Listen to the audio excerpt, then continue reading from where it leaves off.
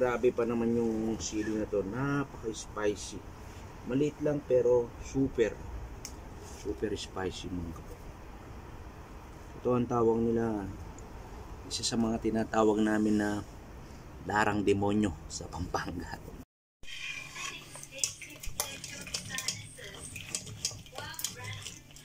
Tuxedo. Palawi may tuxedo ka. Tuxedo. Good morning mga kabok. This is RJ21 Vlog. Magluluto tayo ng munggo for today mga kabok. Yan, munggo, tingnan nyo, sticky oh, grabe. Nakatuxedo tayo at pagdating sa ilalim, plastic na giliw. Tingnan nyo, tutok. Ay, no? Maganda pala yung munggo dito, oh.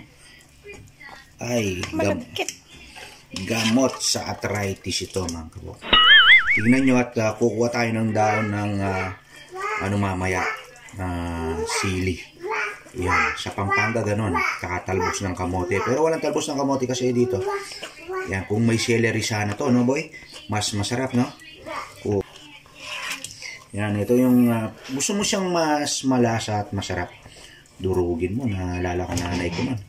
Hindi pa niya laluto yung munggo, tapos na. Kasi kumukuha ko, nilalagyan ko ng asukal. Sige, mami. Kukuha tayo ng daon ng sili. Magluluto kami ng munggo. Yan mga kabok. Siguro yung iba hindi naglalagay ng daon ng sili sa munggo. Nilalagay yan sa tinola. Pero kami sa Pampanga naglalagay kami yan mga kabok. Masustansya. So wala stick, mamimitas tayo.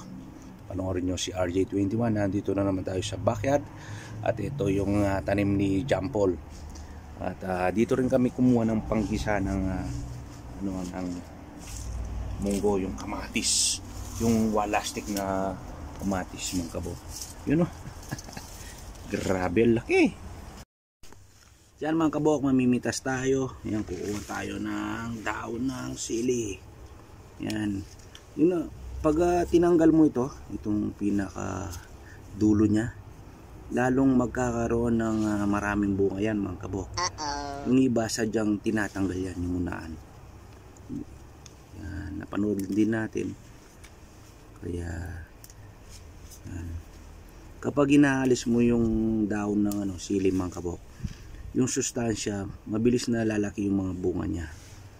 Yan, tatanggalin na natin yung mga ibang daon kasi magwi-winter na mga kabok. Fall na ang tawag dito. Pero nakakaranas na kami ng lamig. Yung mga gulay niyan mabilis matuyo o mamatay mga kabok. O hindi lang yung mga gulay, mga iba't ibang mga prutas yung dahon mga kabok na natutuyo na. Grabe, walastik mga kabok. Fresh na fresh from backyard. Di mo na kailangan bumili pa. Tapos masustansya mga kabok. Walang halong chemical. Ikaw lang yung may chemical dyan. Ikaw lang yun. Joke lang. Tapos yung munggo na yun, pag nilagyan mo ng celery, mas masarap siya. Kasi yung aroma, yung bango, mga kabok, talagang kapit na kapit. Parang ikaw lang.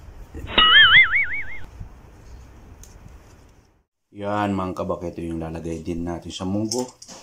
Tapos maglalagay tayo ng kaunting fresh na baboy mga kabok. Walastik mga kabok. Ay, tingnan nyo naman. Homemade yan mga kabok, tikman natin. May laman. Homemade yan. Gawa ni JP yan, John Paul.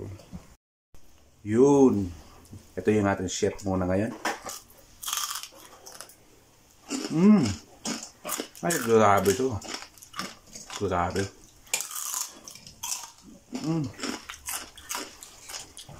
Walastik talaga mga kabok. Walastik.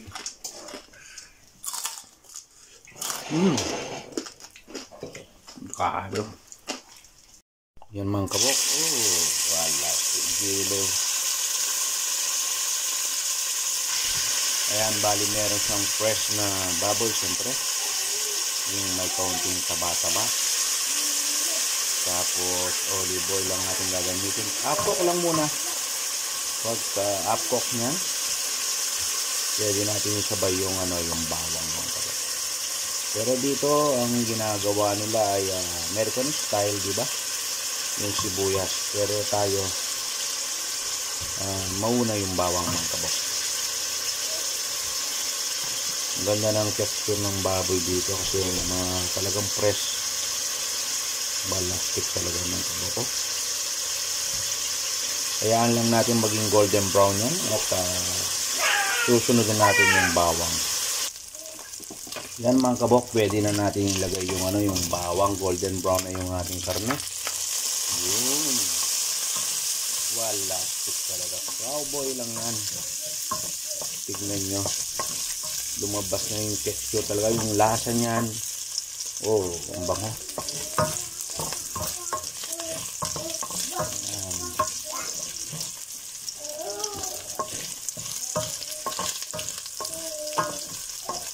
Yung bango ng bawang, mga kabok. Panalo. Actually, pwede nang ulamin yan, mga kabok, kung hindi ka lang masela, no? Yan, lalagay na natin yung ating sibuyas.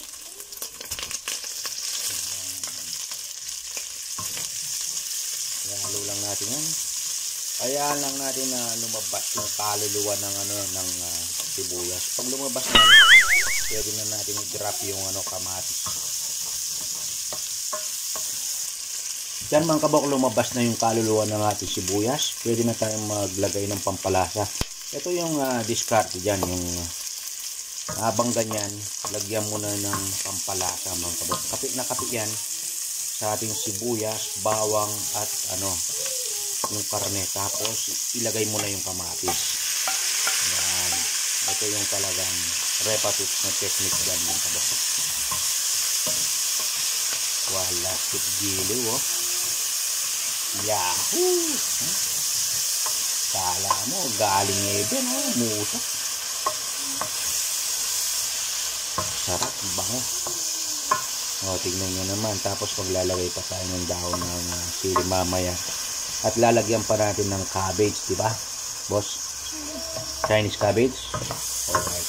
Kasi yun lang ang available. Kung anong available sa rep na gulay, yun ang pwede, mga kabok. Actually, mas masarap yan kung meron tayong celery. Kaso, wala tayong time na bumili. Yan. Hayaan lang natin na lumabas yung katas ng ng buyas. Sorry, kamatis. Yan, mga kabok, after 3 minutes, oy, wala stick yun, oh. Lumabas na yung katas ng ating kamatis. Grabe, oh. Yan, pwede nang ilagay yung munggo niyan, mga kabok. Kaya maglalagay pala tayo ng kaunting patis. Pampalasa. Yun.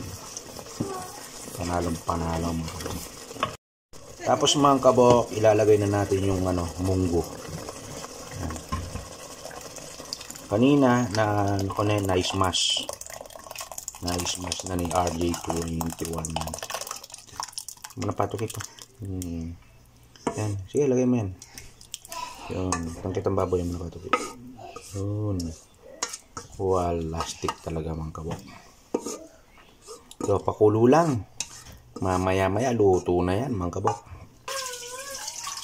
Yan, mga kabok, medyo nakulo na siya. Magdadagdag tayo ng tubig, mga kabok, kasi solid ito. Pure, kailangan magdagdag tayo ng tubig. Minsan kasi mas masarap yung munggo pag masabaw, mga kabok. Yun, oh. Ay, wala, stick, mga kabok. Yan, mga kabok, maglalagay tayo ng nor powder. Baka naman. Wala, stick yan. Maglagay tayo ng kaunting asukal, kaunti lang. Yan. Para yung yung kamatis kasi medyo yan, maasim.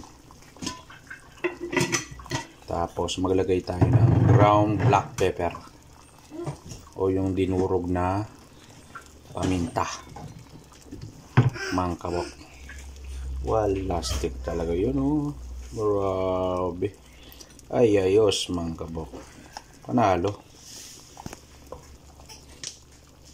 Yan mga kabok ya. Babagsak na natin yung wall lastic na chicharon. Alright.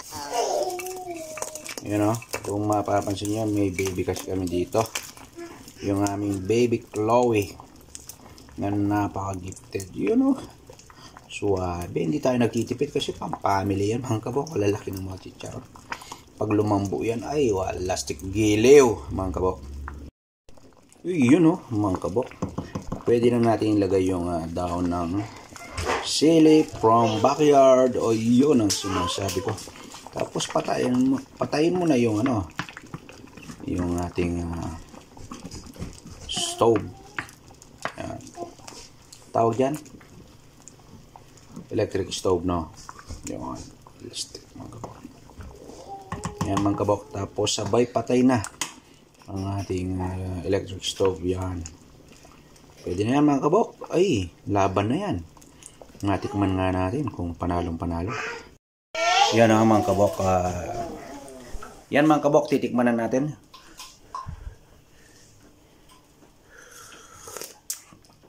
Ay, walastik giliw. Nasabi ko kanina yung yung Chinese cabbage. Mamaya na yon mga kabok. Bali toppings na lang yon. Pag mamayang kakain na, medyo painit mo lang yon. Sabay toppings. Walastik, panalong panalo. Yan mga kabok. Sana nag-enjoy kayo sa vlog na ito. Papasalamat si RJ21 sa inyong lahat. Maraming salamat and God bless you all. Peace out. Masalamat mga kabok. Bye bye.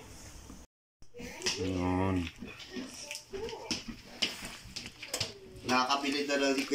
Meron pa, hindi ko pa naituturo sila pamilya na katabi ng cannabis. Oh, nakita ko na Filipino store din yun